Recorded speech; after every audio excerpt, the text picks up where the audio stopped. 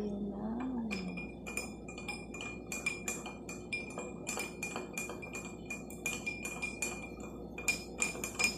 diba? Plus, good morning mga beshies. Ayan. Nakikita nyo ba yan? Barley yan. Plus, nakikita nyo to? Ayan.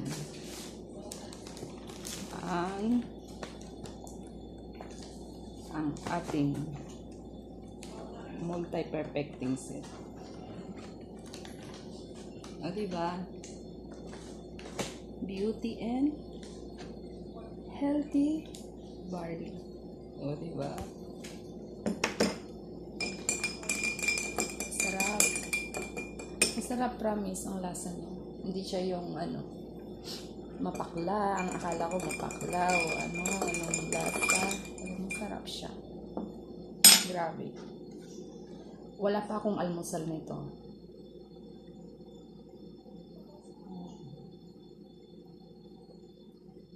Mas masarap siya pag yung malamig na tubig, overnight sa ref. Tapos, lagyan ng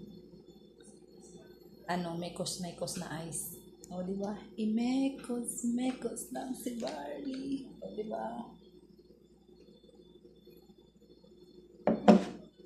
Tapos may kasama pang Infinite Beauty. Buksan natin. Tingnan natin. Ba? Oops! 4 ito. Yan. Yan yung kanyang toner. Makisama ka bro. Makisama ka bro. Yan siya.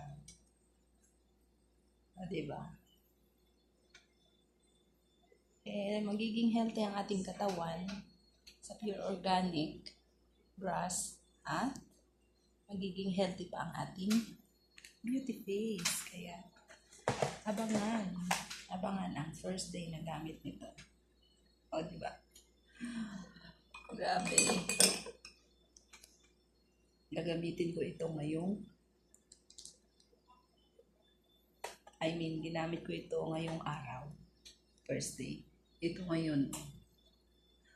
Unang araw ko palang gumamit ng multi-perfecting set. Gusto kong maalis yung melasma dito ko. Ayan, yung bakat na parang siya, line. O, diba? Ganda ng ating halusugan sa barley. Gaganda pa tayo sa ating beauty face. O, diba? Itong sabon, ginamit ko siya na inano sa katawan. Diba? Ang ganda, ang lamig, as in. Tapos itong toner, napakalamig niyang pag inano mo sa mukha. Hindi siya mahapdi, hindi siya masangsang, yung amoy wala, as in. Amoy, alam niyo yung cologne, baby cologne na sa mga batang bagong panganak. Yun siya. Tapos, yung may day at saka night na cream.